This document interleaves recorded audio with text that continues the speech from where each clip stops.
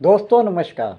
Nexon news के खास bulletin में आपका स्वागत है। दोस्तों, वीडियो शुरू करने से पहले मैं आपको बता दूं, क्योंकि ये गंभीर विषय पे आज वीडियो बन रहा है, इसलिए थोड़ा वीडियो लंबा होगा। इसलिए आपसे अब अनुरोध है कि आप इस वीडियो को पूरा अंत तक देखें, ताकि आपको वीडियो के जो तथ्य हैं वो आपको सही तरीके से समझ में आए। और दूसरी आपसे एक छोटी सी अपील ये है कि आप हमारे वीडियो को हमारे जितने भी आपके करीबी लोग हैं उनके साथ में शेयर करें, सब्सक्राइब कराएं और उनको लाइक करें। आज के समय में जिस तरीके का माहौल है उसमें निष्पक्ष और निडर पत्रकारिता करना कितना असहज है और कितना समस्याओं से भरा है, ये आपको बताने की ज़रूरत नहीं है। इसलिए आपसे समर्थन और सहयोग की पूरी उम्मीद रखते हुए अब मैं वीडियो शुरू करता हूँ। दोस्तों, आपको मालूम है कि आज के वीडियो का विषय महाराष्ट्र से जुड़ा हुआ है। इसमें कुछ बातें यूपी से भी जुड़ी हुई हैं, जिसको लेकर आपको थोड़ा विस्तार से बताना चाहता हूँ। दोस्तों, 23-24 तक महाराष्ट्र के रिजल्ट आए, महाराष्ट्र विधानसभा के रिजल्ट आए। महायुति और महाविकास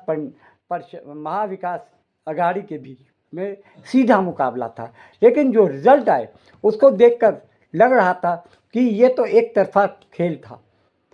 महायुति ने पूरी तरीके से क्लीन स्वीप कर दिया, यहाँ तक कि केवल महाविकास अघाड़ी को 50 सीटों पर सफलता मिली।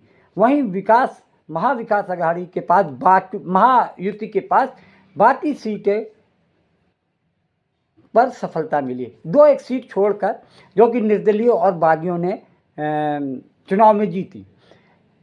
विपक्षी दलों ने इस बार चुनाव आयोग को ईवीएम पर सवाल उठाए और कहा कि इस महायुति की जीत में ईवीएम और चुनाव आयोग की बहुत गहरी साठगांठ है और उनकी वजह से महायुति को जबरदस्त प्रचंड बहुमत की सरकार बनाने का मौका मिला। इस बात को लेकर चुनाव आयोग के पास भी गए और कांग्रेस तो इस मामले को लेकर सुप्रीम कोर्ट भी गई। सुप्रीम कोर्ट में इस मामले को इंटाइटल करते हुए ये कह दिया कि इस अपील को सुनने लायक मानते हैं और इस पर सुनवाई भी उन्होंने की।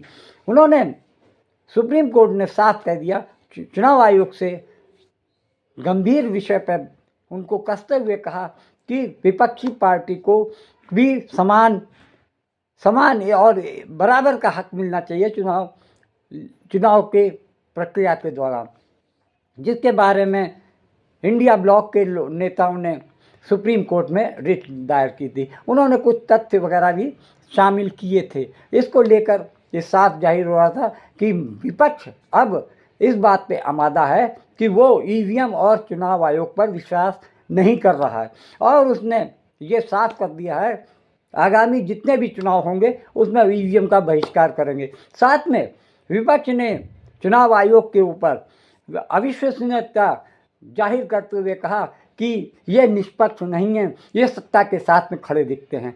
इस तरीके की बातें करते हुए चुनाव आयोग के खिलाफ और ईवीएम के खिलाफ कांग्रेस ने एक देशव्यापी आंदोलन छेड़ने की भी बात लोगों के बीच में कहना शुरू कर दिया है और ये उम्मीद कर रहे हैं कि आगे आने वाले चुनाव वो ईवीएम के बल पर नहीं बल्कि बैलेट बॉक्स पर करना चाहेंगे।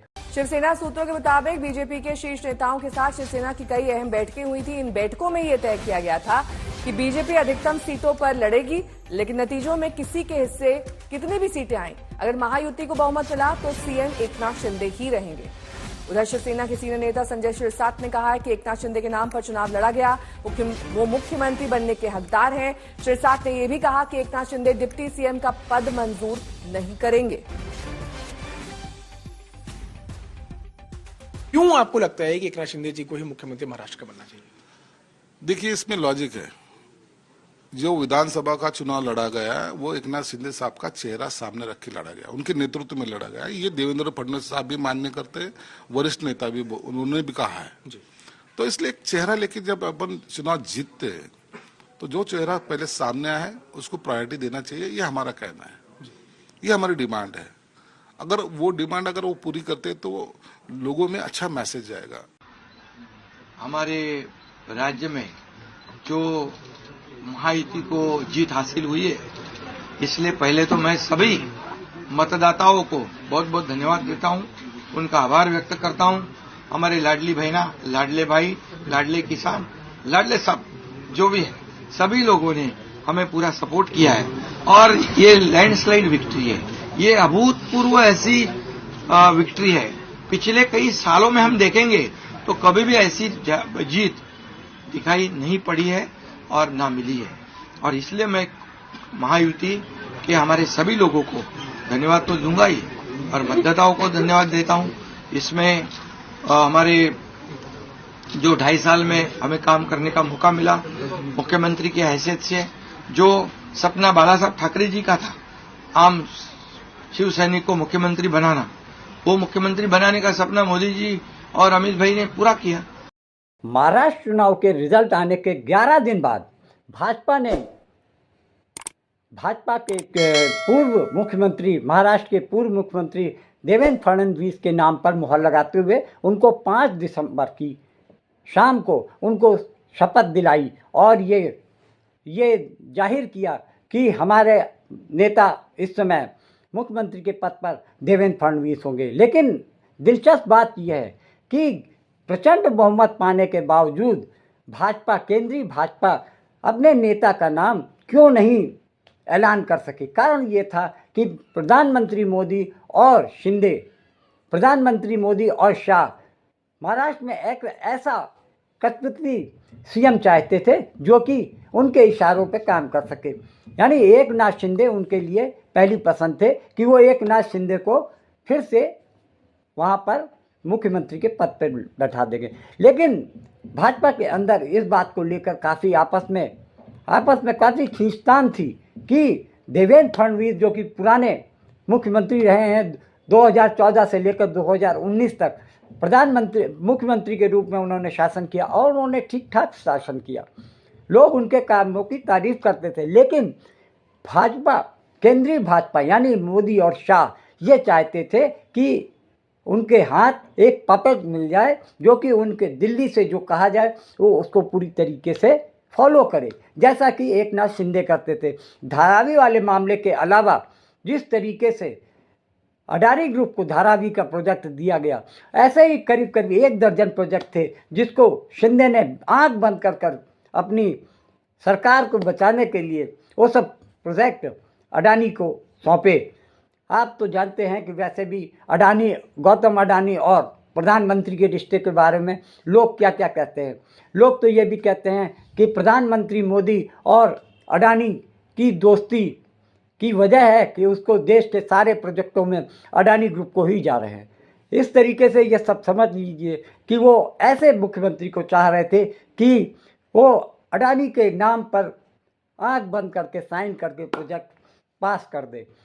लेकिन आपको जानकर हैरानी होगी कि देवेंद्र फडणवीस जो कि नागपुर से सीधे आते हैं और इसके अलावा आरएसएस के बहुत ज़्यादा करीब है।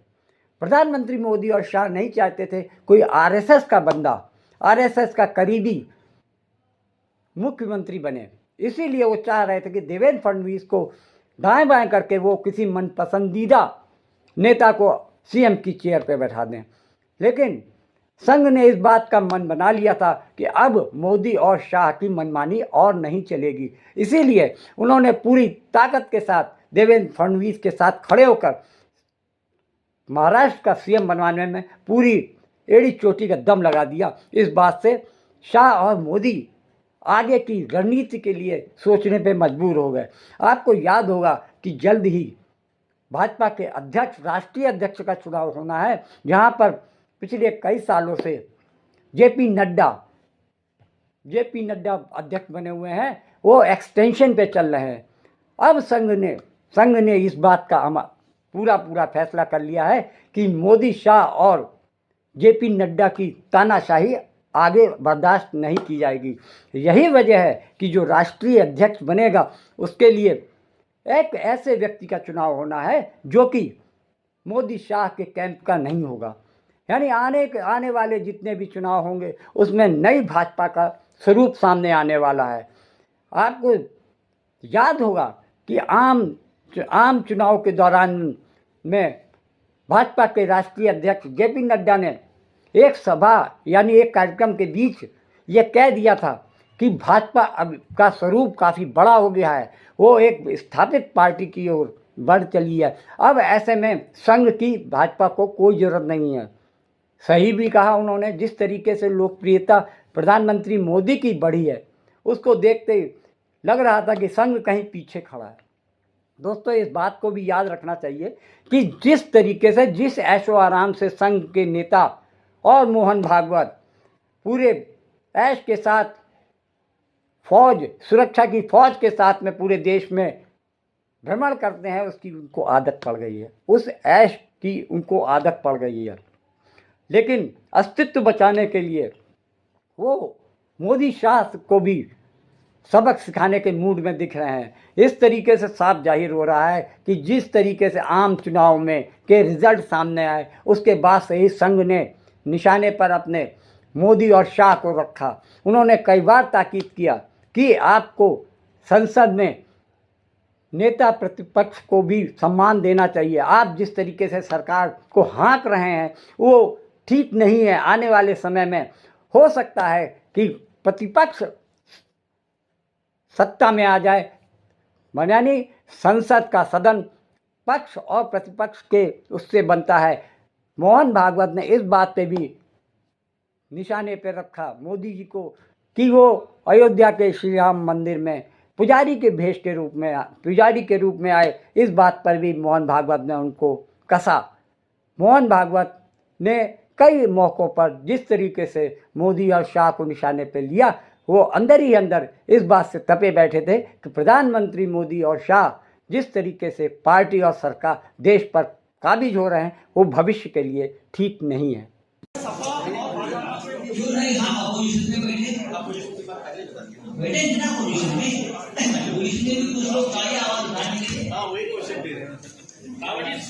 मुख्यमंत्री योगी का 80-20 का जो बयान है उसकी बात क्या 80-20 के बारे में बयान। देखिए, राज्य के मुख्यमंत्री ने प्रधानमंत्री सरकार के बयान देने से बचना चाहिए। हम राजा हैं तो प्रजा हमारी। जैसी सेना क्या एजेंडा लेके आई है हिंदुत्व का संजय जी, उद्धव जी अयोध्या आए थे, क्या यूपी में प्रचार के लिए एक बार भी आएंगे? लोकसभा में आ जाएंगे, देर है अभी, जरूर आएंगे। चलिए, कितनी सीटों की उम्मीद है?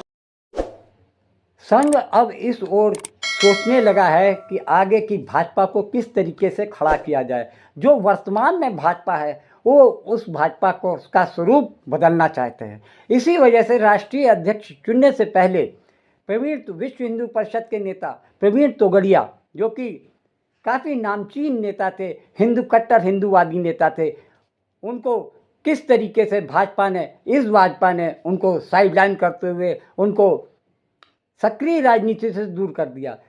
मोहन भागवत ने उनसे बुलाकर काफ़ी देर तक मंत्रणा की और इसके अलावा एक और भाजपा के पूर्व दिग्गज नेता संजय जोशी से भी मोहन भागवत ने जिस तरीके से मुलाकात कर उनके साथ में मंत्रणा की और इस बारे में विचार किए कि किस तरीके से हम आने वाले वक्त में भाजपा के स्वरूप को बदलें और जो लोगों के दिमाग में संघ और भाजपा की छवि बन रही है उसको लेकर कैसे उसका निस्तारण किया जाए। ये बात तो ठीक समझ में आ रही है कि भाजपा आमूल चूल परिवर्तन करने के इरादे में अब संघ दिख रहा है। आपको मालूम होगा कि जब आम चुनाव के रिजल्ट आए उस समय यूपी की राजनीति में काफ़ी उठापटक चल रही थी। सीएम योगी आदित्यनाथ को केंद्र के इशारे पर सत्ता के मंत्री और उप मुख्यमंत्री और कुछ विधायक जिस तरीके से घेर कर उनकी सरकार को अपदस्थ करना चाहते थे, उस समय मोहन भागवत ने आकर सीधे योगी आदित्यनाथ की पीठ पर हाथ रखा और ये दिलासा दी कि तुम अकेले नहीं हो, संघ तुम्हारे साथ है। भाजपा जो केंद्र से नेता जो कि केंद्र से मोदी शाह के इशारे पे काम कर रहे थे, संघ ने साफ इशारा कर दिया अगर सत्ता रहेगी तभी तुम्हारा आगे का भविष्य सुरक्षित रहेगा। ये मान लीजिए कि सत्ता है तो पावर है तो राजनेता का भविष्य है, भविष्य है तभी उनका जीवन सुरक्षित है।